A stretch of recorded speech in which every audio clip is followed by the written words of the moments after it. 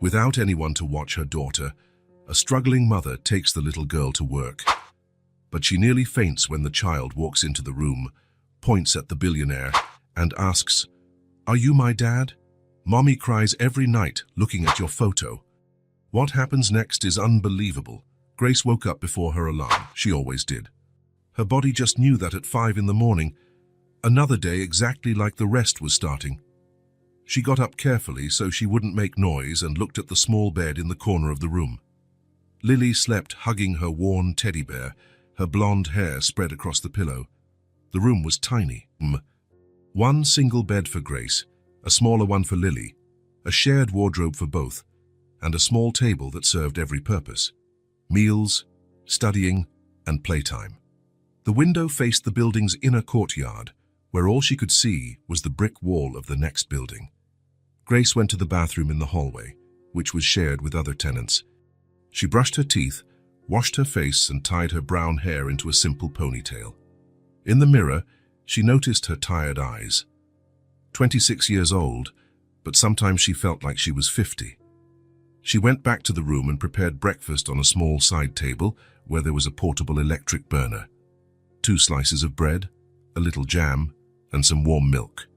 Lily woke up to the smell. "Morning, Mommy." "Morning, sweetheart. Did you sleep well?" Lily nodded and sat at the table, still drowsy. Grace served breakfast and sat beside her daughter. They ate in silence, a little ritual they repeated every day. "Today Aunt Sarah is picking you up from school, and you'll stay with her until I get back, okay?" "Okay." "Aunt Sarah lets me watch cartoons." Grace smiled. Sarah was the 60-year-old neighbor who looked after Lily some afternoons. She was one of the few people Grace trusted. After breakfast, Grace helped Lily get dressed, brushed her hair, and made 2 braids. The little girl was beautiful, with big blue eyes and a smile that lit up any space. She was the most precious thing in Grace's world. "Mommy has to go to work. Will you be a good girl at school?" "Yes." "Will you be good at work too?" Grace chuckled softly. "I'll try." They left together. Grace dropped Lily off at school and took 2 buses to get downtown, where Whitmore Global's headquarters stood. 40 floors of glass and steel, reflecting the grey morning sky. Grace entered through the employee's entrance, showed her badge to the security guard, and went up to the locker area. She changed into the blue uniform of the outsourced cleaning company, grabbed her cart of supplies, and got to work. Her shift started on the 35th floor. Executives, managers, and important people worked there. Grace pushed her cleaning cart along the marble hallways, barely noticed by the men and women in suits who rushed by, talking on the phone or carrying folders. No one looked at her. It was as if she were invisible. Grace cleaned conference rooms, emptied trash cans, wiped glass tables. She heard conversations about numbers, projects, money, things that felt like they belonged to another world, a world where she didn't exist. The 36th floor housed the president's offices. Grace only went up there twice a week, and always with her supervisor. That was where the Whitmore family worked, the owners of the company. Grace had never seen any of them up close, but she knew they were powerful people. During her lunch break, Grace went to the plaza in front of the building. She sat on a bench, ate the sandwich she'd brought from home, and called Sarah to ask how Lily was doing. "She ate her lunch just fine, and now she's drawing," Sarah would say. "Thank you for looking after her." "Don't mention it, Grace. Lily is an angel." Grace went back to work, feeling a bit lighter. She knew her daughter was safe, and that's what mattered. The afternoons dragged on. Grace cleaned restrooms, hallways, elevators, always in silence, always invisible.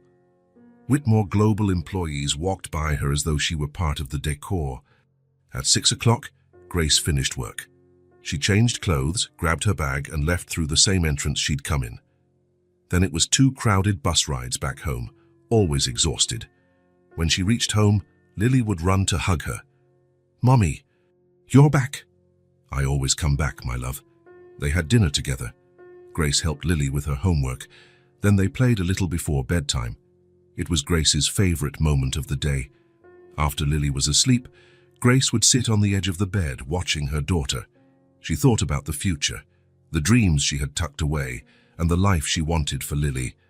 Sometimes the weight of responsibility felt overwhelming.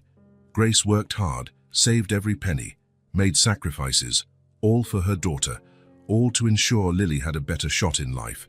No one at Whitmore Global knew she had a child. No one knew her dreams, fears or hopes. To them, Grace was just another cleaning lady, invisible, with no story, no importance. But Grace knew who she was. She knew she had worth, and she knew she would do anything to protect Lily. While the city slept outside, Grace planned the next day, another day just like the others, another day carrying the weight of the world on her shoulders, quietly as always. She had no idea her life was about to change forever. Grace was finishing Lily's hair when the phone rang. It was 6:40 a.m., too early for anyone to call. Her heart skipped a beat. "Hello?" "Grace, dear, it's Sarah." The neighbor's voice sounded worried. Grace's stomach tightened. "Sarah, is something wrong?" "The school called me because they couldn't reach you. Your phone must be out of service." Grace checked her cell phone. Only 2 bars. The old device was always giving her problems. What did the school want? "Grace, the daycare is closed today. A major plumbing problem. The main pipe burst overnight and flooded everything." The words thundered in Grace's mind. Closed today, no warning. "But they can't just shut down without notice." "It was an emergency, dear. They said they'll only get it fixed by tomorrow." Grace sat on the bed, her legs shaking. Lily was on the floor, playing with dolls, humming a song she'd learned in class. "Sarah, maybe you could watch Lily today?" There was a pause on the other end. "Oh, Grace, any other day I would, no problem. But today I really can't. My sister Rosa is in the hospital, and I promised I'd stay with her all day. She's alone, you know? She doesn't have anyone else." Grace closed her eyes. "I understand, Sarah. I'm really sorry, dear. If it were anything else, it's okay. Take care of your sister." Grace hung up and looked at Lily. The little girl had just discovered that her 2 favorite dolls fit perfectly in the toy house. "Mommy, look! Barbie and Anna can live together." "That's great, my love." Grace tried to think of alternatives. She had no family in the city. She'd moved here when she found out she was pregnant, wanting a fresh start, far from everything. She had no close friends. Sarah was practically the only person she trusted with Lily. She glanced at the clock, 6:50. She needed to leave the house in half an hour to get to work on time. What would she do? She couldn't miss work. She'd already missed 2 days the past few weeks when Lily had a fever. The first time, her supervisor, Mrs. Henderson, was understanding. The second time, she'd made it clear that any more absences could result in termination. "Cleaning staff are easy to replace, Grace," she had said in her clipped tone. "There's a line of people waiting for jobs." Grace couldn't afford to lose her job. It was her only source of income, the only way to pay rent, buy food and clothe Lily. A wild idea started forming in her mind. What if she took Lily to work? The Whitmore Global building was huge, 40 floors. She was sure there were empty rooms where she could keep Lily hidden for a few hours, just until the end of her shift. It was far too risky. If they found out, she'd be finished. But she had no choice. "Lily, come here, sweetheart." The girl dropped her dolls and ran into her mother's arms. "Today you're going on a very special trip with me." Lily's blue eyes sparkled with curiosity. "What trip?" "You're going to see the building where I work, but it's our special secret, okay?" "A secret, like in the movies?" Despite her worry, Grace smiled. "Yes, like in the movies. You'll stay in a special room, very quietly, while I work. Then we'll go home together." "Can I take Ted?" Lily asked, pointing to her teddy bear. "Of course you can." Grace packed a backpack with everything that might keep Lily busy for hours: coloring books, crayons, small toys, teddy, sandwiches, juice, cookies, and fruit.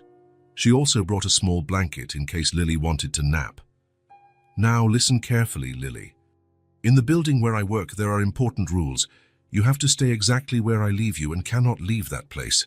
Understand?" "Why?" "Because you could get lost. It's a really big building with lots of people. If you get lost, I won't be able to find you." Lily gave a serious nod. "I don't want to get lost." "Then you'll stay in the room I choose, right?" "Right." The ride downtown never felt so long.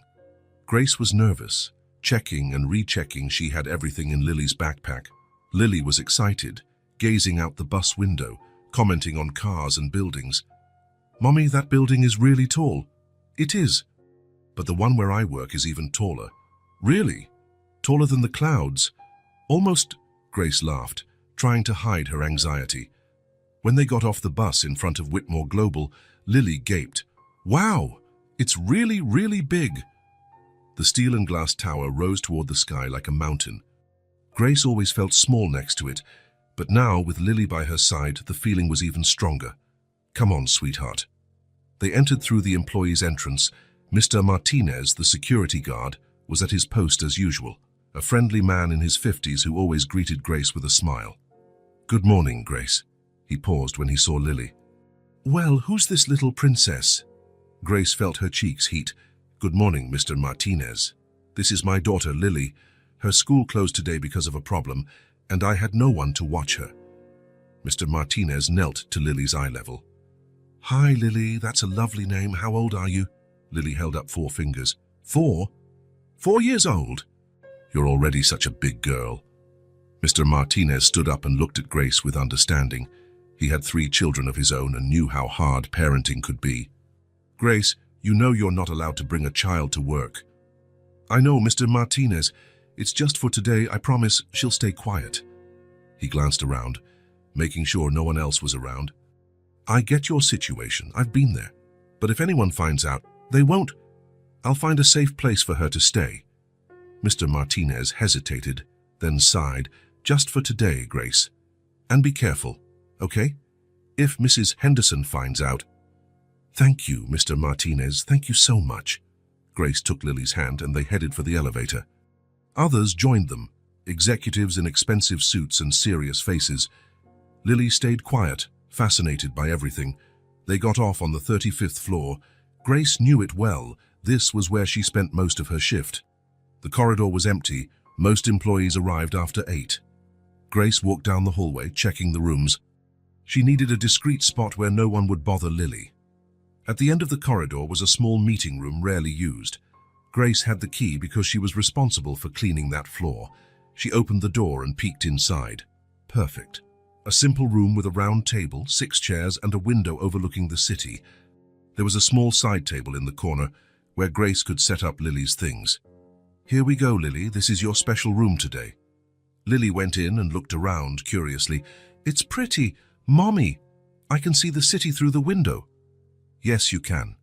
But remember our talk. You're not allowed to leave this room." Grace spread Lily's toys on the table, arranged the snacks on a chair, and laid the blanket on another chair in case Lily wanted to rest. Teddy stayed in her daughter's arms. "You have everything you need. Food, toys, Teddy. If you need anything super important, call my name, okay? But only if it's really, really important." "Okay, Mummy. I'm gonna color and play with Teddy." Grace kissed Lily's forehead. "You're such a good girl. I'll come back soon to check on you." She left the room and closed the door carefully. She took a deep breath, hoping this crazy plan would work. Work began as usual. Grace grabbed her cleaning cart and started her routine. She cleaned the first few offices, emptied trash cans, wiped down furniture. But every 15 minutes, she made an excuse to pass by Lily's room. On her first check, Lily was sitting at the table, coloring a picture. "All good, my love?" "Yep. Mommy, I'm drawing our home." The second time, Lily was playing with Teddy, making up a story. "Teddy's hungry, but I told him he has to wait until snack time," Grace smiled. "That's good. Keep having fun." But on the third check, at 10 in the morning, the room was empty. Grace's blood ran cold. The backpack was still there, toys scattered on the table, Teddy on a chair, but Lily was gone. "Lily," she called softly, not wanting to make too much noise. "Lily, where are you?" Silence. Grace left the room and looked down the hallway. Empty. She ran to the nearest women's restroom. Also empty. Panic set in. Where could Lily have gone? The building was huge. She could be anywhere. Grace began searching floor by floor. She checked the 36th floor, nothing. The 34th floor, no sign. Meanwhile, 3 floors up on the 38th floor, a very important meeting was underway. It was Whitmore Global's monthly board meeting. 12 men in immaculate suits sat around a long mahogany table, discussing numbers, strategies, and the company's future. Ethan Whitmore sat at the head of the table. At 32, he was the company's vice president and the son of its founder, Robert Whitmore. Tall, dark hair perfectly trimmed, piercing blue eyes. A Harvard graduate who spoke 3 languages and was hailed by business magazines as one of the country's most promising young executives. Third-quarter figures show a solid 15% growth compared to the same period last year, reported James Morrison, the CFO. Ethan flipped through the reports in front of him, taking occasional notes. The meeting followed the usual pattern: figures, projections, strategies. "And what about the Asian market?" another director asked. "We have very positive prospects for next year," Ethan replied. "We plan to expand." Right then, the conference room door opened. A little blonde girl with pigtails walked in. She wore a pink floral dress and white sneakers, carried a brown teddy bear, and looked around curiously, without a trace of fear.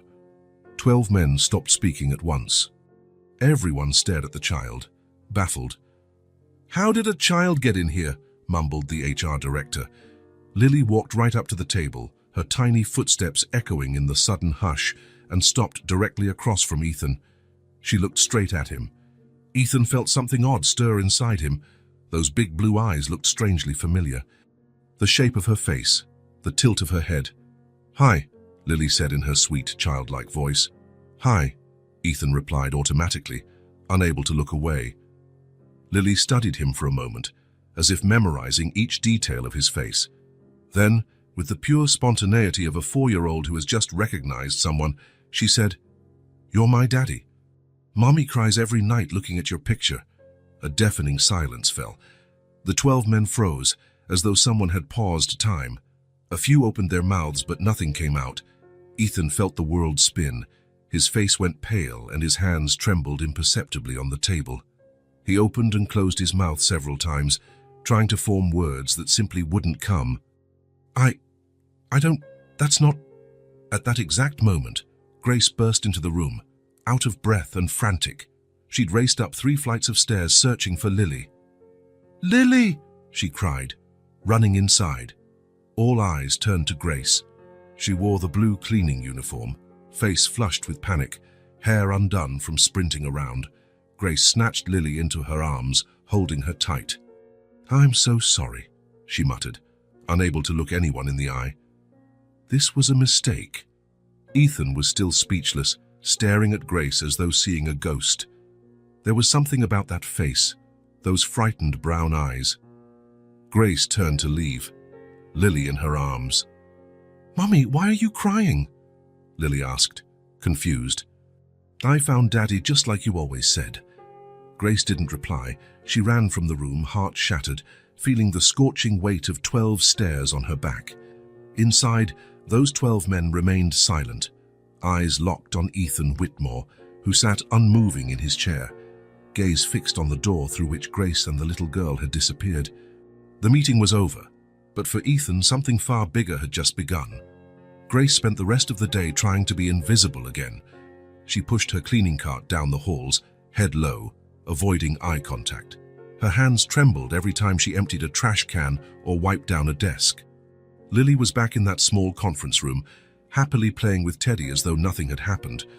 To her, it had just been an adventure. She had no idea why Mommy was so upset. "Mommy, can I have another cookie?" "Yes, sweetheart." Grace tried to sound normal, but her voice shook. Every noise in the hallway made her heart race. At any moment, someone could come to fire her or worse. The hours dragged on. Grace cleaned restrooms, arranged offices, wiped down furniture, operating on autopilot. All she could think about was getting out of there as soon as possible. At 5 o'clock, with her shift nearly over, Grace packed up her cleaning supplies for the last time. Maybe she wouldn't even come back tomorrow. They were probably deciding her fate already. She walked into the small room to retrieve Lily. "Let's go, my love. Time to go home." "Already? But I was still playing." "We can play at home." Grace quickly gathered the toys into Lily's backpack. She wanted to leave before anyone could stop them. With Lily on her hip, she made her way to the elevators. The corridor was busy with employees heading out for the day, men and women in suits, chatting and laughing, making after-work plans. Grace tried to blend in, just another person eager to go home. She reached the elevator and pressed the button. The doors slid open. "Grace!" She turned. Ethan Whitmore stood just a few feet away, alone. He'd taken off his jacket and loosened his tie, looking tired. Grace felt her knees go weak. Lily lifted her head from Grace's shoulder. "Hey, it's you again."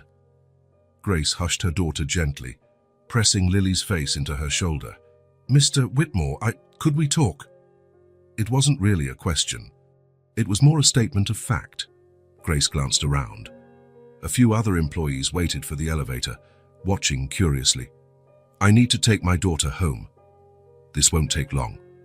Grace hesitated. She had no choice. She nodded. Ethan looked around as well. "My office." They walked silently to the 36th floor. Grace had never been in Ethan's private office. It was a spacious room with an enormous dark wooden desk, shelves filled with books, and a window with a sweeping view of the city. "Have a seat," Ethan said, gesturing to the chairs in front of his desk. Grace perched on the edge of one, Lily still on her lap. The little girl gazed around, impressed by the large space. "Your office is really big," Lily commented. Ethan gave a faint smile.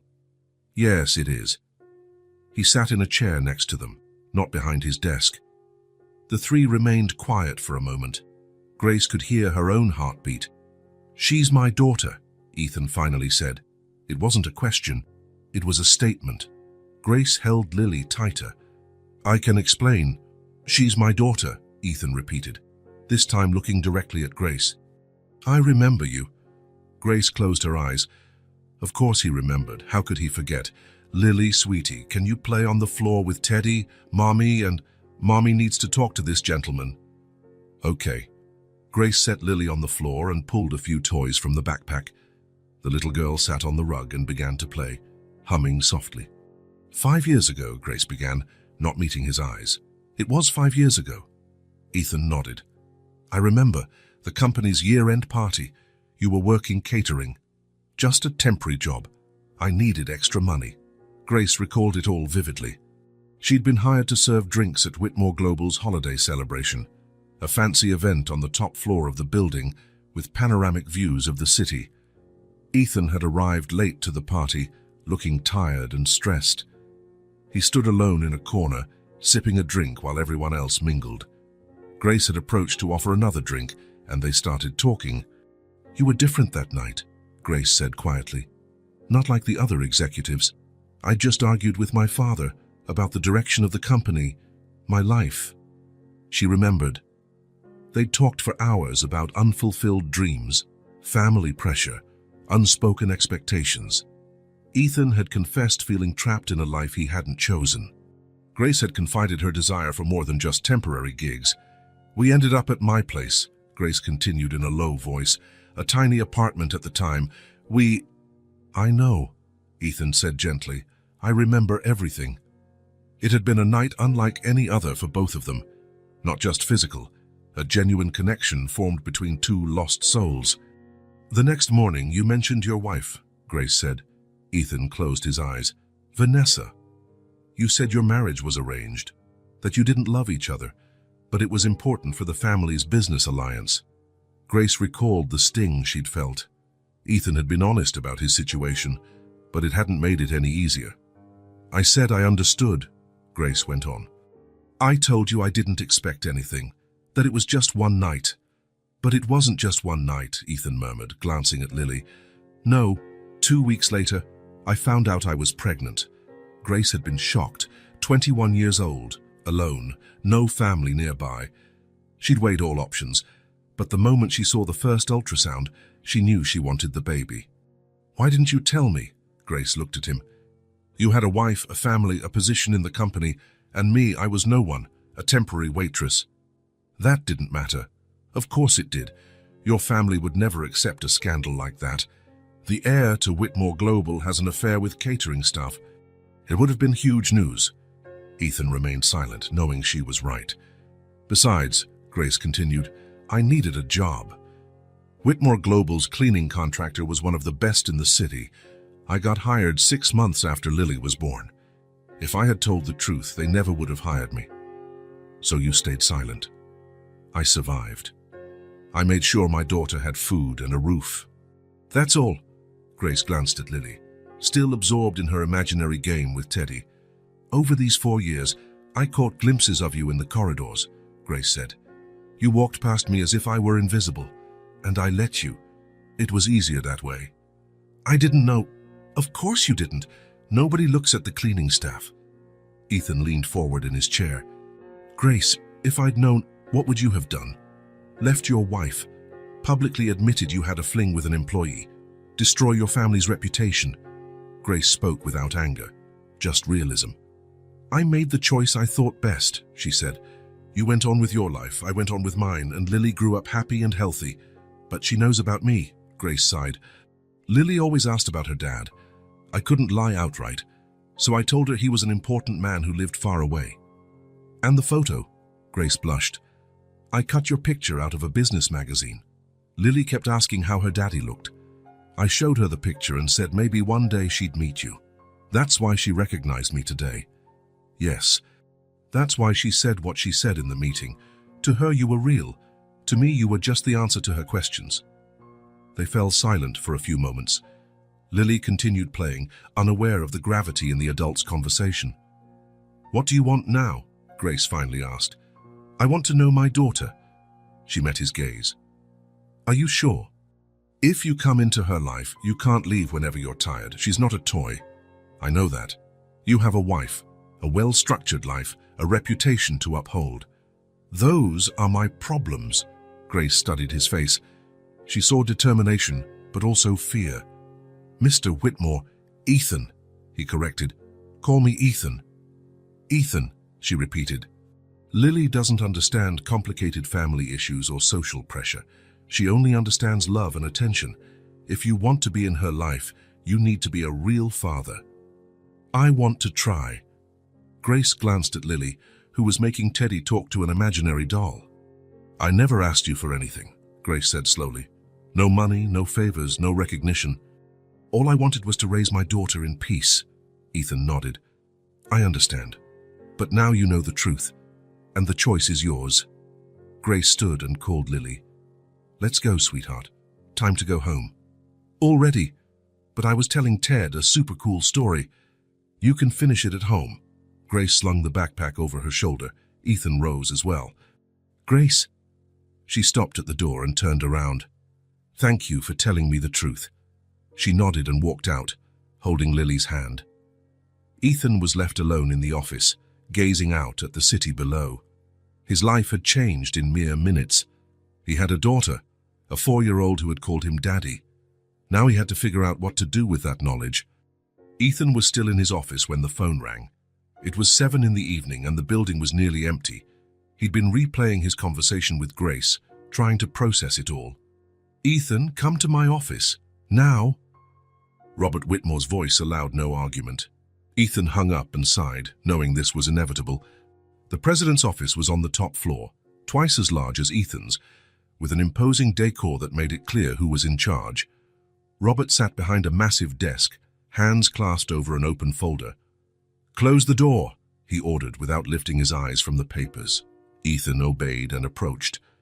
His father, at 62, was still an impressive figure, grey hair neatly combed, an impeccable suit, perfect posture. He had built Whitmore Global from the ground up and never let anyone forget it. Sit! Ethan sat in one of the chairs in front of the desk. Robert finally looked up, his jaw clenched. Morrison told me what happened in today's meeting. James Morrison, the CFO, had been there when Lily walked in. It was only natural he'd report to Robert. Dad. Be quiet, Robert interrupted, raising a hand. I'll speak first. Then you'll explain how you plan to fix this mess. He stood and walked to the window, his back to Ethan. His voice was cold, controlled. Her child walked into a board meeting and said, in front of 12 people, that you're her father. The mother is a cleaning employee. That's bad enough. Ethan stayed silent, knowing Robert wasn't finished. Worse, Robert continued, still facing the window. Some directors are already making jokes in the hallways, saying the Whitmore men have exotic tastes, that we like to toy with the help. Robert spun to face him. This must not leave the building, Ethan. It cannot reach the press. Do you understand how serious this is? I do, Dad. Then explain how this happened. Ethan took a deep breath. Her name is Grace. We met 5 years ago at the company's year-end party. She was with the catering team. And you slept with her? Yes. Robert shook his head in disappointment. You were married, Ethan. Vanessa comes from a respected family. How could you be so reckless? My marriage to Vanessa was never about love, Dad. You arranged it for business reasons. So what? You had responsibilities, a name to uphold. Ethan stood. Grace got pregnant. She never told me. She raised the child alone for 4 years.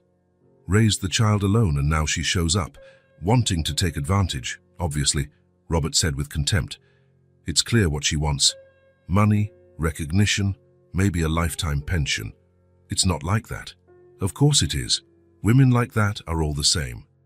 They wait for the right moment to appear with their stories. Ethan felt anger boil in his chest. She's been working here for 4 years, Dad. If she wanted to extort us, she would have done it long ago. Then why now? Because the child appeared on her own. Grace tried to hide her, but the daycare was closed, and she had no babysitter. Robert returned to his desk and sank into his chair.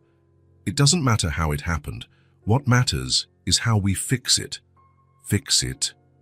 You'll deny everything. The child is confused, doesn't know what she's talking about. The mother is a scammer trying to blackmail us. Ethan stared at his father in shock. I won't deny that I have a daughter. Yes, you will, and I'll make sure this woman never shows her face around here again.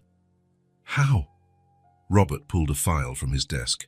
Grace Silver, 26, employed by the cleaning contractor for 4 years, rents a room in a boarding house in the West End with her daughter. Ethan realized his father had already done some digging into Grace, probably right after Morrison's report. I'll have her fired tomorrow, Robert said, flipping through the pages. For misconduct, bringing a child into the workplace. You can't do that. I can and I will. Then I'll make sure she can't find decent work anywhere else in town. A few strategic phone calls will do it. Ethan sprang up. Dad, you're talking about ruining someone's life. I'm talking about protecting our family, Robert replied, standing as well. Our reputation, our company. And the child, you're also going to ruin a 4-year-old's life. Robert shrugged.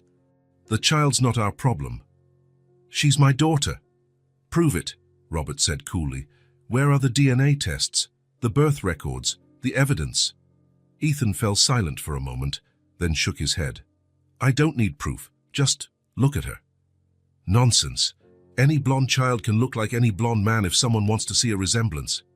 You know she's my daughter, Dad. Just like I do. Robert stepped closer, anger seething in his eyes. Listen carefully, Ethan. You're going to deny this story. Say you've never met that woman, that she's just trying to extort us. What if I refuse? Then you're out of the company. For good. Father and son glared at each other. Ethan saw the unyielding resolve in Robert's eyes.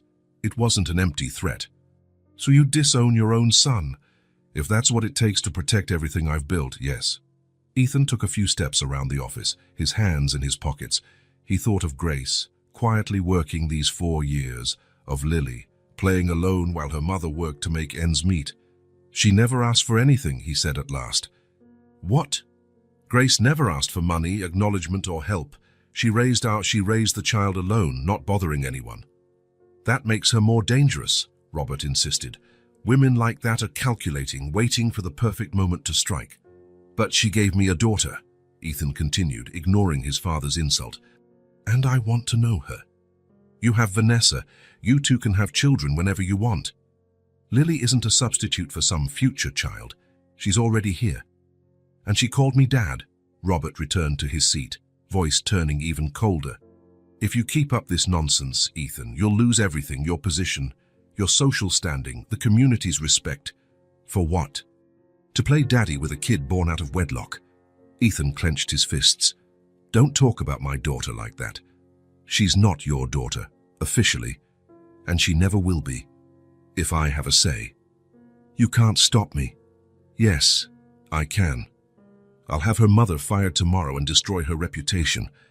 I'll make life so hard for them that they'll have no choice but to leave town. Why hurt innocent people? That's how you protect a family, Ethan, with a firm hand. Your grandfather did it. I do it, and you should learn to do it too. Ethan stared at the man on the other side of the desk. All his life, he'd admired his father's strength and determination. But now he saw only coldness and cruelty. No, he said simply. What did you say? I said no. I won't deny I have a daughter, and I won't let you ruin their lives. Robert rose slowly, face red with anger. So you've chosen your side. I have. Fine. As of tomorrow, you're no longer employed here. And Grace Silva is out too.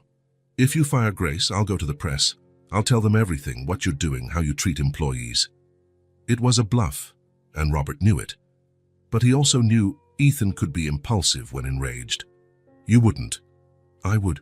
I'll do anything to protect my daughter. They locked eyes for a long moment. Finally, Robert sank back in his chair. You have 24 hours to end this, Ethan, one way or another. Either you fix this or I will. Ethan walked to the door. He paused before leaving. You're going to fire Grace anyway, aren't you? Robert didn't answer, but his silence said it all. Then I know what I have to do, Ethan said, stepping out. Robert stayed behind, gazing at the closed door. He knew his son well enough to realize he'd lost this battle, though perhaps not the war. He picked up the phone and dialed. Mrs. Henderson, this is Robert Whitmore. I need you to terminate Grace Silva tomorrow morning. Yes, for misconduct. He hung up and turned back to the window. If Ethan wanted to play hero, so be it, but not at the Whitmore family's expense. Ethan arrived home at 9. The mansion was quiet, only a few lights on downstairs. He parked in the garage and remained in the car for a moment, steeling himself. He knew confronting Vanessa was inevitable. The house was far too big for just 2 people, 12 bedrooms, a dining hall for 20, a library, an office, a pool. Everything perfect, everything planned, everything empty, just like their marriage. Ethan entered through the kitchen door. Vanessa sat at the table drinking tea. She still wore the blue dress she'd donned for a business dinner earlier. Her blonde hair was in a tight bun, makeup flawless even after a long day. She didn't look up when he walked in. Hi, Ethan said, setting his keys on the counter. Hi. Her voice was neutral, but Ethan knew her well enough to sense the tension. He poured himself a glass of water and sat across from her. How was dinner with the ladies from the club? Vanessa finally met his gaze, her blue eyes cold as ice. Interesting. Very interesting. Ethan's stomach knotted. What do you mean? She placed her teacup down with an audible clink in the silent kitchen. Margaret Morrison was there, James's wife. Ethan closed his eyes. Of course. The CFO had spilled everything to his wife, and Margaret was the city's biggest gossip. Vanessa. Margaret said a child walked into a board meeting today, a 4-year-old girl, and she said, in front of a dozen people, that you're her father. Ethan kept quiet. There was nothing to say. Margaret loved telling the story. She said the mother is a cleaning lady, a janitor at your building. Vanessa walked to the window, her back rigid. At first I laughed, said it was impossible, just a misunderstanding, that my husband would never do such a thing. She whirled around. But then I saw Margaret's face. She wasn't joking, she was telling me the truth. Ethan stood. For Vanessa, I can explain. Explain. Her voice rose an octave. Explain how you slept with a cleaning lady, how you publicly humiliated me. It wasn't like that. Then what was it? Please, enlighten me. How my husband managed to father a child by a janitor without my knowledge. Ethan took a steadying breath. It happened 5 years ago, at the holiday party. We were going through a rough patch. Rough patch, Vanessa laughed bitterly. Our marriage was always rough, Ethan. That's not an excuse for you to sleep around. It wasn't just anyone. It was Grace, and it wasn't just sex. Vanessa looked as if he'd slapped her. Oh, so it was love. How romantic. The prince and the maid. Don't be sarcastic. I'll be whatever I want, Vanessa shouted. You cheated on me, Ethan. You humiliated me, and now you want me to be understanding. She paced the kitchen, hands trembling with rage. You know what Margaret said? She said the entire city's buzzing about it. All the men at the club are making jokes. Ethan tried to approach, but Vanessa stepped back. 5 years, Ethan. You've known for 5 years that you have a daughter, and you never told me. I didn't know. Grace never told me she was pregnant. And you believe that? That she could hide a pregnancy for 5 years? Ethan hesitated. Yes, I do. Why? Because she's some saint. Because she's not like other women who chase rich men. Because she's worked in the same building for 4 years and never asked me for anything. If she wanted money, she could have demanded it ages ago. Vanessa stopped pacing and faced him. You're defending her. I am. You're defending a cleaning lady against your own wife. I'm defending the mother of my child. Vanessa was silent for a few seconds. Her voice dropped lower, more dangerous. You've ruined everything, Ethan. Our marriage, our reputation, our standing. All for a janitor. Ethan met her eyes. Our marriage was always a facade, Vanessa. You know that. We never truly loved each other. That doesn't matter. We had an arrangement, a contract, a partnership. But with her... Ethan paused, searching for the right words. With Grace, a life was created. A child. And that child called me Dad. Vanessa looked at him like she no longer recognized him. So you chose her. I chose my daughter. Same thing. Vanessa stormed out of the kitchen without another word. Ethan heard her footsteps on the stairs, then a door slamming upstairs. He stayed alone in the kitchen, staring at the teacup Vanessa had left behind. It was still warm. Over the next hour, Ethan heard movements upstairs, hurried footsteps, drawers opening and closing. Vanessa was packing. Around 11, she descended with 2 large suitcases. She'd changed into jeans and a simple top, her hair down, no makeup. She looked younger, more vulnerable. Ethan waited in the living room. I'm staying at my sister's place, Vanessa said from the doorway. For now. Vanessa. No, she raised her hand. I don't want apologies or excuses. You made your choice. I've made mine. She grabbed her car keys from the hall table. My lawyer will contact you tomorrow about the divorce. Ethan stood. Are you sure? She looked at him one last time, her eyes dry, her voice cold and determined. Absolutely. You humiliated me publicly. I won't ever forgive that. Vanessa, You chose a different life, one with a child I don't even know. You chose a woman who isn't from our world. She opened the door and walked out, suitcases in tow. Ethan followed her to the entry. I hope it's worth it, Vanessa said, stowing her luggage in the trunk. I hope this new family of yours makes up for all you've lost. Vanessa. She climbed into her car and lowered the window. Goodbye, Ethan. The car disappeared into the night, taking 5 years of marriage with it. 5 years of social events, formal dinners, empty conversations, forced smiles. Ethan stood in the doorway, staring at the empty street. Behind him, the mansion felt bigger and quieter than ever. He thought of Grace and Lily, sleeping in that small boarding room. He thought of their simple life, their honest love. Vanessa was right about one thing. He had made his choice. Now he had to face the consequences. For the first time in years, Ethan wasn't sorry about a decision he'd made. He went straight to his home office and turned on his computer, beginning to type up a resignation letter. If his father wanted war, then war it would be. But first, he had to find Grace. He had to make sure she and Lily were okay. The night would be long, but for the first time, Ethan knew exactly what needed to be done. Ethan spent the rest of the night in his home office, searching the company's files. As vice president, he had access to the records of all outsourced staff. It didn't take long to find Grace Silver. Address, Rosewood Boarding House, Maple Street, Unit 247, Room 12. It was in a part of town he didn't know well. Places like that weren't part of his world of mansions and exclusive clubs. By 7 the next morning, Ethan was in his car, navigating the narrow streets of that humble neighborhood. He passed small shops, simple houses, children on their way to school, a world so different from his. The Rosewood boarding house was a 3-story building painted a faded yellow. The facade needed repair but looked tidy enough. Ethan parked and studied the place for a moment. A sign read, "Rooms by the week or month, shared bathrooms, communal kitchen." Ethan had never stepped foot in such a place. He couldn't imagine life in a single room with a 4-year-old. He got out of his car and entered. The corridor smelled of disinfectant and homemade cooking. Voices drifted from the shared kitchen, along with the sound of a TV somewhere. He climbed to the 2nd floor and found room 12. He paused, took a deep breath, and knocked softly.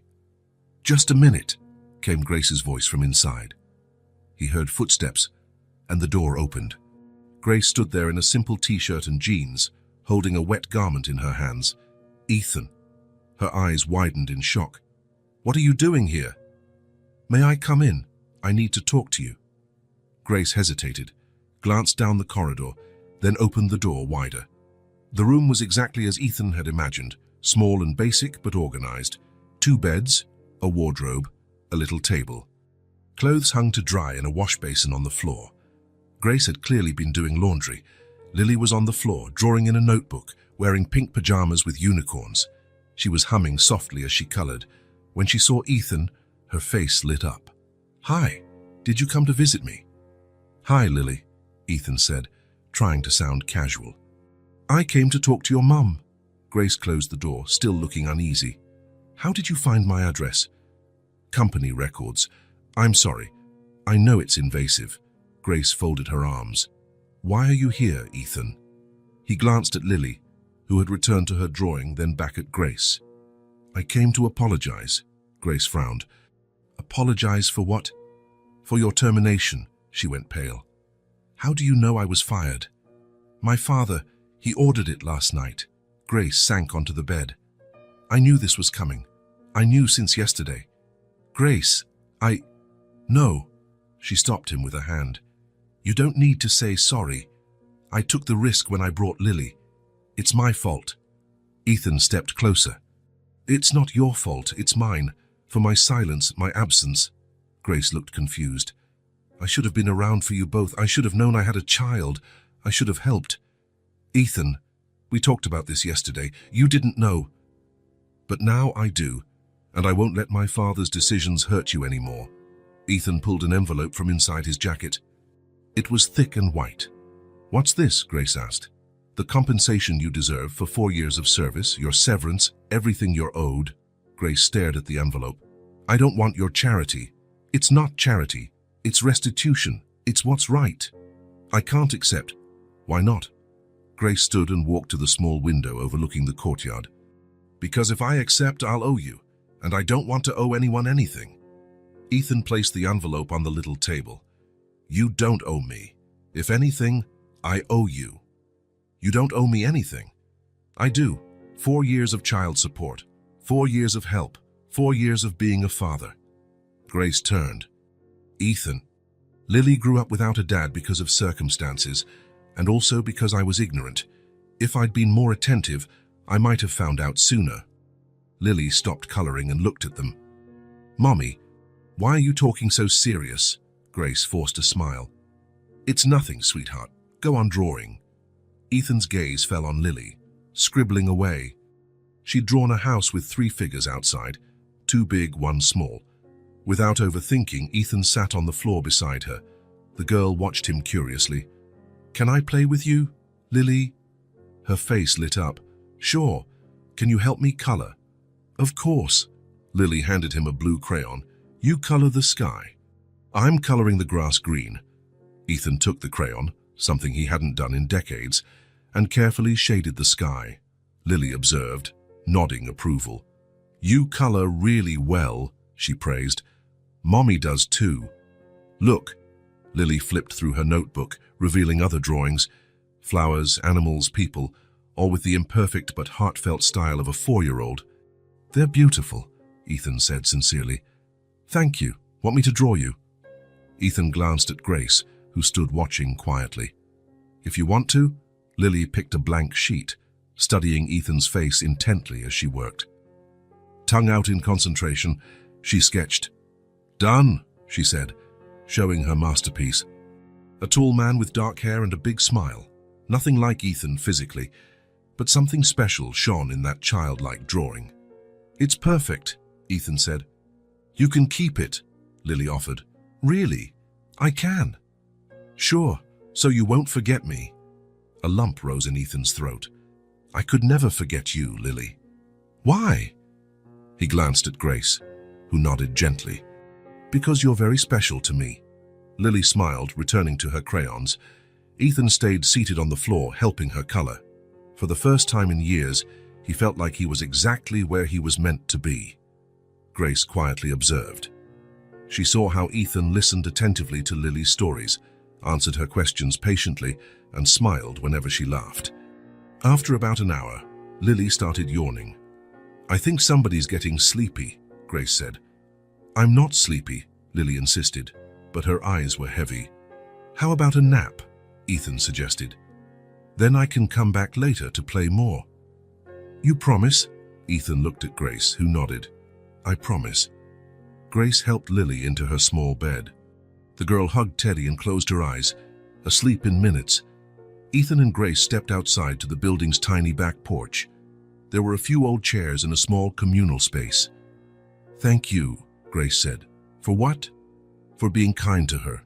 For not running away when she asked you to play." Ethan smiled faintly. "She's amazing, Grace. How did you raise such a sweet girl on your own? You do what you have to when you love someone." They sat quietly, listening to neighborhood sounds, kids playing, a radio from somewhere, life carrying on around them. "So what happens now?" Grace asked. "Now I want to be part of her life if you'll let me." Grace eyed him. "Are you sure? Parenting is no joke, Ethan. It's a real commitment." "I know, and I'm ready," she nodded slowly. "Then we need to talk about how this will work. Rules, boundaries, what's best for Lily." "Deal." Ethan held up the drawing Lily had done of him. As simple as it was, it felt like the most precious gift he'd ever received. For the first time in his life, he realized he'd found what he hadn't known he was missing. 3 days after that first meeting, Ethan returned to the boarding house. He brought a box of colorful building blocks for Lily. Nothing too fancy, just bright pieces he thought she'd enjoy. "You got a present for me," Lily exclaimed, eyes shining when she saw the box. "I did. I thought we could play together." Grace watched from the small table where she was prepping lunch. Ethan sat on the floor and opened the box. Lily dropped to her knees beside him, eager to see what was inside. "This is cool. Can I build a house?" "You can build anything you want."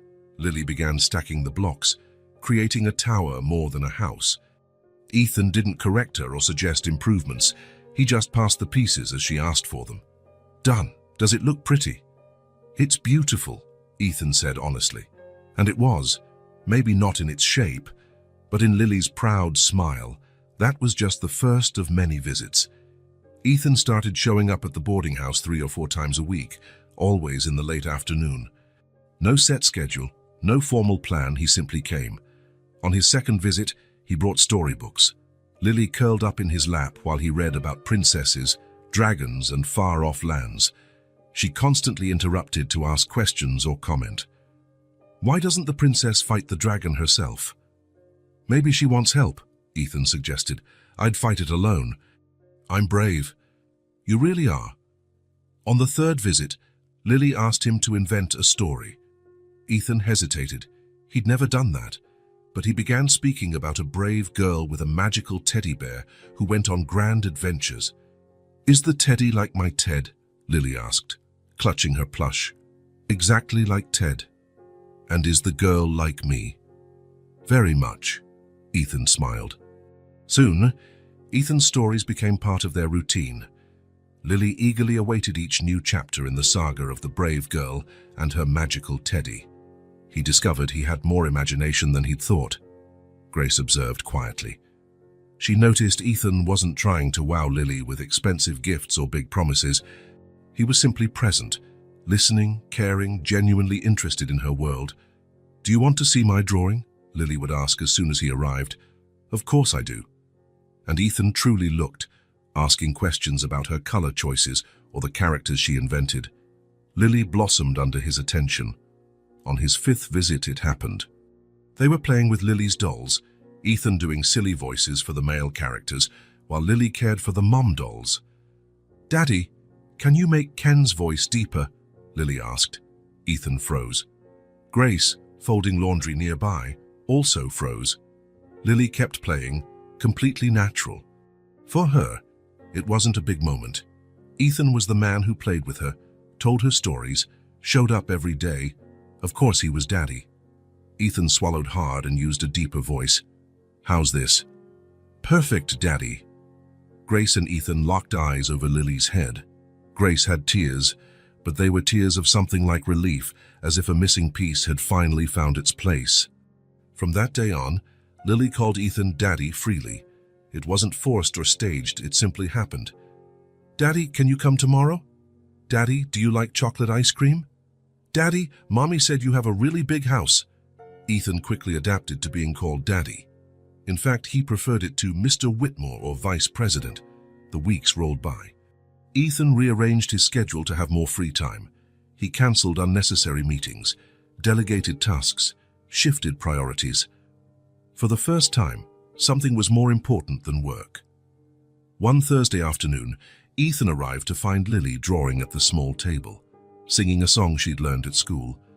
Grace was sewing a tear in Lily's clothes. "Hi, Daddy," Lily said without looking up from her sketch. "Hey, Princess, what you drawing?" "I'm drawing our family. Look." She held up the paper. 3 people. 1 woman with brown hair, 1 tall man, and 1 small girl. All smiling, holding hands. "It's beautiful," Ethan said, feeling his chest tighten. "Can you put it on your fridge at your house?" Ethan had never pinned anything to his sleek stainless steel fridge, but he nodded. "Of course I can." He sat beside Lily, watching her draw another sheet, this time an entire little universe, houses, trees, animals, people. "This is Miss and Sarah's house," Lily explained, drawing a small building. "And this is the park we're going to on Sunday." Ethan listened, struck by her vivid imagination. Lily continued to draw, creating stories for every piece she added. "And this is Daddy going to work," she said, drawing a small figure walking toward a tall building. "Why is Daddy going to work?" "So he can earn money to buy food for the family," Lily answered in the simple logic of a 4-year-old. Ethan chuckled. "Makes sense." When she finished, Lily put her crayons away and stood up. "Daddy, can we play dolls now?" "Sure." They sat on the floor, Lily organizing her dolls for a grand adventure. There were doll parents, a dollhouse, and a doll car. Ethan gave them all different voices, invented dialogues, and set up little plots. Grace stopped sewing to watch. Seeing Ethan, once a polished executive, sitting on the floor playing dolls with a 4-year-old was surreal, but it also felt incredibly natural. "Now the mom doll is making dinner for the family," Lily announced. "What's she cooking?" "Spaghetti. Everyone loves spaghetti." They played for another hour. Ethan never checked the time or his phone. He was fully there in the moment. When Lily began yawning, Grace declared it bath time. "Can Daddy stay for dinner?" Lily asked. Grace hesitated. Dinner was different from playing. It meant more closeness, more intimacy, a real step into their daily life. "If he wants to," Grace said. "I'd love to," Ethan replied. While Grace bathed Lily, Ethan waited in the small common area of the boarding house. Other tenants passed by, greeting him, making comments about how nice it was to see Lily with her dad. Ethan felt a bit uneasy, but also proud hearing people call him Lily's father. They had a simple dinner at the tiny table in the room, rice, beans, and chicken that Grace had cooked with care. Ethan ate every bite, genuinely appreciating it. "Mommy cooks really well," Lily noted. "She sure does," Ethan agreed. After dinner, Lily brushed her teeth, put on pajamas, and climbed into her small bed with Teddy. "Daddy, can you tell me a story?" Ethan glanced at Grace, who nodded. "Sure. Which one?" "The Brave Girl and the Magical Teddy." He sat on the edge of Lily's bed and began. She listened intently, asking questions, smiling at funny parts. Slowly, her eyelids drooped. "Daddy? Yes?" Lily paused her game with Teddy and stared into Ethan's eyes, her little face solemn. "It's nice when you come over. Mommy smiles more." Ethan felt his heart clench and expand all at once. He glanced at Grace, who stood by the wall, smiling softly. A real smile. "Really?" he asked, his voice thick. "Yes. Before, you didn't come, and Mommy got sad sometimes. Now she's happy." Ethan couldn't respond right away. He had never realized his presence or absence could mean so much to anyone, especially these two people he had come to cherish so deeply. "I'm happy when I come here too," he finally managed. "Why?" "Because you two are special to me." Lily smiled and hugged Teddy closer. "Daddy, are you coming tomorrow?" "If you want me to." "I do." "Then I will." Lily closed her eyes, content. Within minutes, she was sound asleep. Ethan and Grace stepped out of the room quietly and returned to the little terrace with the old chairs. "Thank you," Grace repeated. "For what?" "For being here, for not giving up when things got tough." "Grace, and did you think I would just abandon my daughter?" "I didn't know. A lot of men would." "I'm not most men." Grace smiled. "No, you're not." They sat quietly for a while, listening to the nighttime sounds of the neighborhood.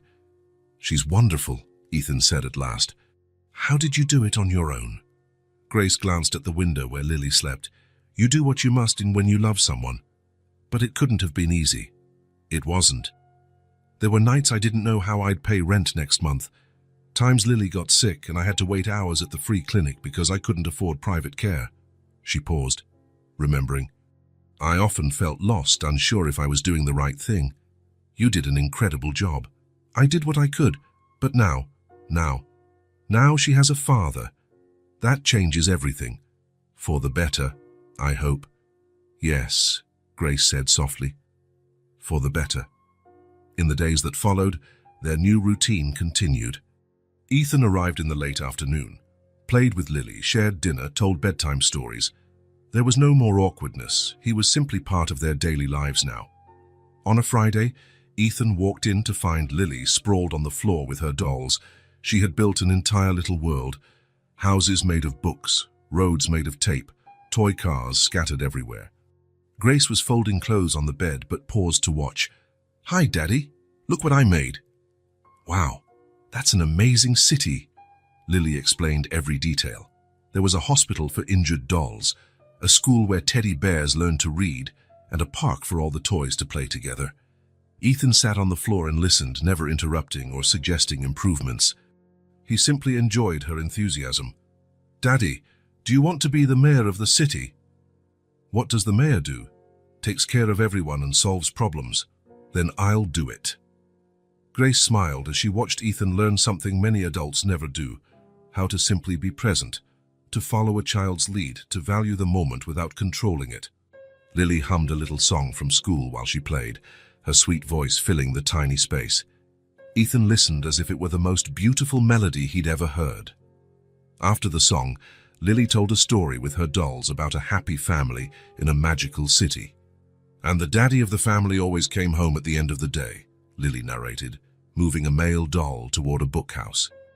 "And the mommy was happy, and the little girl was happy, and they all ate dinner together." Grace and Ethan exchanged a look. Lily was basically describing her own life, the life she was finally getting. The bond between the three of them grew daily. No one forced it. It was just honesty, care, and time spent together. Ethan discovered something he'd never realized he was missing. Grace found someone to share parenting. More than that, someone who loved her child as much as she did. And Lily. Lily finally had a daddy, someone who came over every day, who played with her, told her stories, and made her feel special. Someone who completed the family she'd drawn over and over again. 3 weeks went by since Ethan began visiting Lily regularly. 3 weeks of playtime, stories, and simple dinners in that cramped room. 3 weeks in which he learned what being a father truly meant. Robert Whitmore watched it all from a distance. He got reports from building security about Ethan leaving early, saw his distraction in meetings. One Monday morning, Robert summoned Ethan to his office. It was early, 7:30 a.m., and the building was nearly empty. "Close the door," Robert said, without looking up from his papers. Ethan did so and approached his father's massive desk. Robert looked as polished as ever, navy suit, silk tie, impeccably combed hair. But something in his posture hinted at tension. "Sit." Ethan sat. He knew this office well. He'd spent his childhood here, learning about business from Robert. He used to dream of one day sitting behind this very desk. Now, for the first time, the office felt foreign. "We need to settle this once and for all," Robert said finally, raising his eyes. "What do you mean?" "Don't pretend you don't know, Ethan. You've been visiting that woman and her child every day." Ethan wasn't surprised. He knew his father had ways of finding things out. "Grace has a name, Dad, and so does Lily. All I see are problems that need solving." Robert stood, walking to the window. The city sprawled below. Towers, roads, thousands of people starting another workday. "You know how long it took me to build all this?" he asked, and gesturing outside. 30 years. 32. I started with nothing. Just a 10 by 10 office and one employee. Worked 16-hour days for over a decade. Ethan had heard the story countless times. "I sacrificed time with your mother, gave up vacations, weekends, holidays, all to build something lasting." Robert turned to face him. "And now you want to throw it all away for some woman you slept with once." "That's not how it is, Dad. It's exactly how it is. You're jeopardizing everything, the company's reputation, our social standing, our future." Ethan stood. "I'm putting my daughter first. She's not your responsibility. She's my daughter. Prove it. Where are the DNA tests, legal documents?" Ethan clenched his fists. "I don't need documents to know she's mine. In the real world, you do need proof, not feelings." Robert returned to his desk, opening a drawer. He pulled out a thick folder. "Do you know what this is?" Ethan didn't answer. "A full report on Grace Silver. Financial history, employment history, personal details. My private investigators spoke with people in her past." Robert flipped pages. "She's had other boyfriends before you, at least 3 serious relationships in the last 10 years. So what? So any of them could be the father. She picked you because you have money." Ethan shook his head. "That's not true." "How do you know?" "Because she said so. Because the kid has blue eyes. Half the population does." "Ethan." Robert slammed the folder shut. "You're being played, and you're putting our entire family at risk over it." "Dad, you don't know Grace or Lily. If you did, I don't want to know them. I want you to end this madness before it's too late." They glared at each other. Robert's expression was cold and calculating, while Ethan felt anger and sorrow entwined. "What do you want me to do?" "Never see that woman or the child again. Focus on what really matters. This company, your future, your real family." "They are my real family." "Your real family is this enterprise, the jobs we provide, the clients we serve, the people who depend on us." Robert leaned forward. "Ethan, you have the potential to surpass me, to take this company further than I ever could. But not if you waste your time on distractions. Lily isn't a distraction, she's my daughter. If you keep this up, you're out. Forever." The ultimatum hung in the air. Ethan knew Robert didn't bluff. Forever, forever. No way back, no second chances. Ethan walked to the window, staring at the city below. He thought of all the mornings he'd spent here planning the company's future. He thought of the dreams he had to grow the business. Then he pictured Lily, coloring in that tiny room, her excited face when he arrived, the way she called him Daddy, with absolute trust. "I should have chosen her a long time ago," he murmured, still looking out. "What?" Ethan turned to face his father. "I should have chosen Grace a long time ago. I'm not giving her up." Robert sprang up, face purple with rage. "You're making the biggest mistake of your life." "Maybe, but it's my life. You're throwing away your career, your future, your inheritance." Ethan walked toward the door, his hand on the knob. "If you leave now, don't come back," Robert hissed, voice trembling. Ethan turned once more, looking at the man who'd raised him, taught him business, built an empire for him to inherit. "Then this is goodbye." Robert stood behind his desk, frozen, watching Ethan open the door. Ethan. Ethan paused but didn't turn. If you walk out, you'll have nothing. No money, no position, no name. You'll start from scratch. I know. You think you can support a family from scratch at 32. Ethan finally turned around. You did it at 25. Why can't I? For the first time, Robert Whitmore was speechless. The difference, Ethan continued, is that you built an empire but never truly had a family. I plan to have both. He left, letting the door close behind him. The sound echoed like a gunshot in the empty office. He strode down Whitmore Global's hallways for the last time, passing the offices where he'd worked for a decade, corridors he knew so well, people who greeted him as usual. He reached his own office and began collecting personal items, photos, books, a small cactus that Grace had given him the week before. Lily had drawn a card for him, which read, "To the best daddy in the world," in wobbly letters, with 2 hearts. He picked it up and smiled. It was worth more than the entire company. He wrote a simple resignation letter, left it on his desk, and departed. The elevator took him down 40 floors for the last time as a Whitmore Global employee. Ethan felt something he'd never felt before. Freedom. For the first time in his life, he'd followed his heart, and he had no regrets. When the doors opened on the ground floor, Ethan stepped out and didn't look back. He had a daughter waiting for him, and a future to build. A future built on love, not fear, on presence, not absence, on courage, not convenience. Robert Whitmore remained alone in his office, staring out the window at the empire he'd built, an empire that had just lost its heir. But Ethan had gained something far more precious. He had gained a family. 2 weeks after leaving Whitmore Global, Ethan sat in a small rented office downtown. 8 square meters, a second-hand desk, 2 plastic chairs, and a landline phone. A world away from the luxury he'd left behind, but it was his. He used his personal savings to lease the space and buy basic furniture, nothing extravagant, just practical. The rent was cheap because the building was old, but it was clean and in a decent location. On the wall, a simple sign, Whitmore Consulting, people-focused solutions for real businesses. Ethan spent his days calling old contacts, sending proposals, preparing presentations.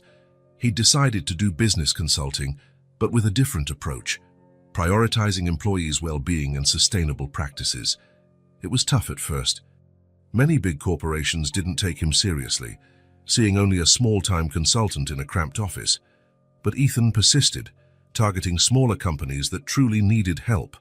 Competition was fierce, yet he had 10 years' experience and solid contacts.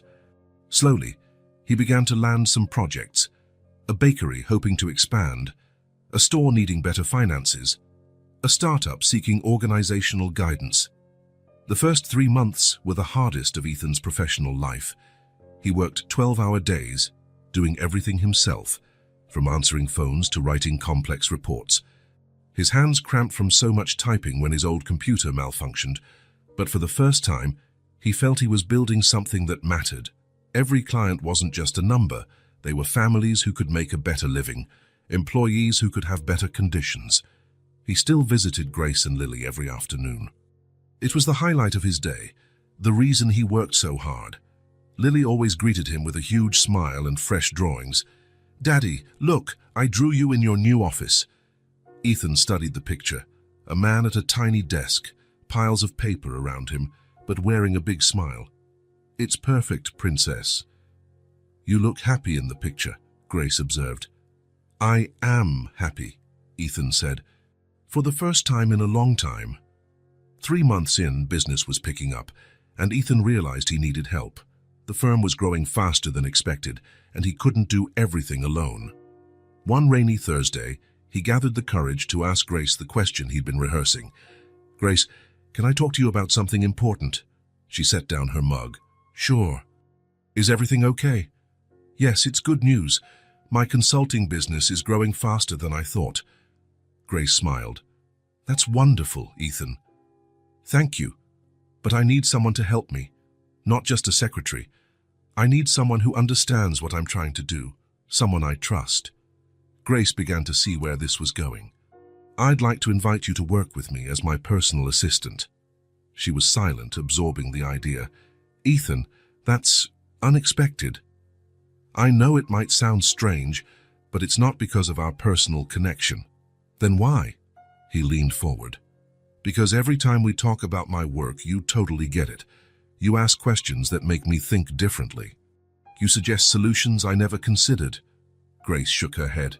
But I don't know anything about running a business. I've never worked in an office.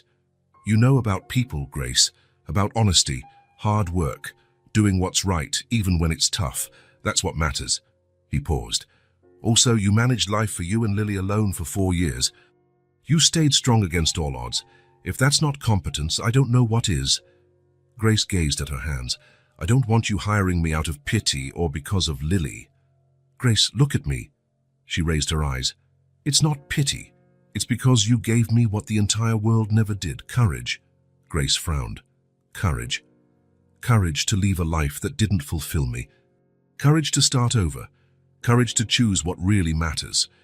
Ethan leaned closer. I'm not offering a favor. I'm offering a partnership, a chance to build this new venture together. She pondered quietly. And Lily? I can't leave her alone. That's the second part of my plan. Ethan smiled. I'm about to rent a larger space. And I want to include an on-site daycare, free for employees who are parents. Grace's eyes widened. A daycare at the company? Yes, Lily would be our first child. You could work without worrying, knowing she's safe and close. Grace couldn't answer immediately. That's amazing, Ethan. But a daycare is expensive, and you need permits, trained staff. I've researched it all. Yes, it's costly, but happy employees do better work. It's an investment that'll pay off.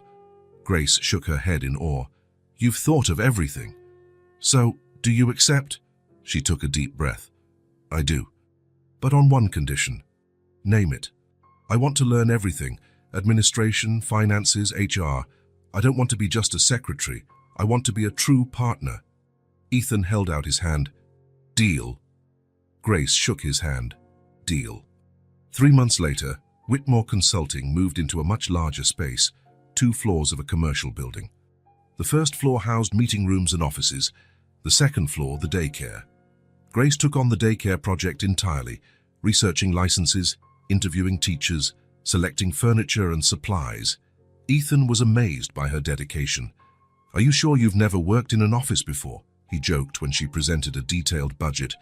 Positive. I guess I have a knack for this. Indeed, she was indispensable. She greeted clients confidently, scheduled Ethan's busy calendar, and set up processes that kept the place running smoothly. Most impressive was her eagerness to learn.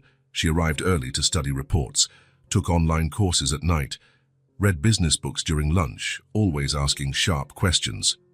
On the daycare's grand opening, Lily was the first child through the door. Wow, is this all just for me? She marveled, eyes wide at the colorful room. For now, Ethan said. Soon other kids will come play with you. Lily explored every corner, a dollhouse, a reading nook with bright cushions, tables for coloring, a toy kitchen. Daddy, this is the best place ever. Ethan grinned. You like it. I love it. Can I play here every day? Every day while Mommy works. Lily ran over and hugged his legs. You're the best daddy in the world. Grace watched, tears in her eyes. She could hardly believe how much life had changed, but Ethan still had one more change he wanted to make. A week later, he entered Grace's office carrying a folder of documents. Grace, I need your help with something. Sure, what is it? He set the folder on her desk. I want to make Lily officially mine. Grace opened the folder, finding legal forms and notary paperwork. Ethan, she already calls me Dad. She's part of my life. I want it legal. I want her name on paper, the way she's in my heart. Grace thumbed through the pages, overcome by emotion. Are you sure? This changes everything legally. I'm positive. Lily is my daughter. She always has been, ever since she walked into that meeting saying I was her dad. Grace nodded, eyes shining. Then we'll do it together. The legal process took a few weeks, but by late August, Lily Silver was officially registered as Lily Silver Whitmore. When the papers arrived, Ethan showed them to Lily. Look, Lily, now on paper you're my daughter too. She took the document, studying the words she couldn't read yet. What does that mean? It means everyone knows you're my daughter, that we're a real family. Lily smiled and hugged the paper. I always knew we were a family." The following months were filled with steady growth. The consulting firm thrived, hiring 3 more employees, a senior consultant, an administrative assistant, and another daycare teacher. Grace was blossoming. She joined client meetings, contributed strategic ideas, and even started a night course in business administration. "You should have gone to college a long time ago," Ethan teased. "I'm too old for that," she joked. "You're 28, Grace. That's not old." "It's never too late. Do you think I can graduate?" "I think you can do anything you set your mind to." On a Friday afternoon, 6 months after moving into the bigger office, Grace and Ethan stood in the small office kitchen, sipping coffee. Lily was upstairs in daycare, her laughter drifting down the hall. "Are you happy?" Ethan asked suddenly. Grace smiled. "Very." "You?" "I've never been this happy in my life." They stood in comfortable silence, listening to the office bustle around them. "Grace," Ethan said quietly. "Yes." "I never stopped thinking about you." Grace paused mid-sip. "What?" "Ever since that night, 6 years ago, you never left my mind." She set her mug down. "Ethan, I tried to forget, married Vanessa, buried myself in work, told myself it was just one night, but it wasn't. Not for me." Grace felt her heart pounding. "I never truly let it go either," she admitted. "But I was scared. Of your world, of being judged. That world doesn't exist anymore. It's just us now." She smiled through tears.